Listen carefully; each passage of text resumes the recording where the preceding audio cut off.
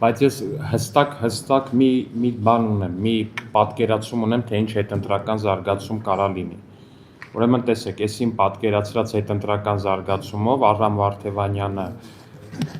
մի քանի տասնյակ միլիոնով կհարստանա, քանի որ առերևույթ որպես փաստաբան կներկայացնի Սահմանադրական դատարան ուժեղ Հայաստանի հայցը ընտրությունները չեղարկելու հետ կապված, սա իմ տեսլականն է, էլի, ինչ ես եմ պատկերացնում։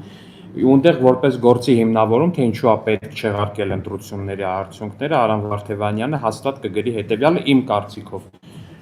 Քաղաքացիական պայմանագիր կուսակցության վստահված անձը կրծքին կրում էր Հայաստանի քարտեզով կրծքանշան, եւ մեր կողմից կաշառված ընտրողը մտնելով ու տեսնելով Հայաստանի քարտեզով այդ կրծքանշանը իր ներսում խիղճ է արթնացել եւ որոշել է չծախել իր հայրենիք։ Այդ դա կլինի այդ Սահմանադրական դատարան դիմումի հիմնական լեյթմոտիվը որպես այդպեսին, այնպես որ այդ հետընտրական զարգացում որպես այդպեսին ես տեսնում եմ այս սցենարով, այո։ Հավանիր տեսանյութը եւ բաժանորդագրվիր նորությունները բաց չթողնելու համար։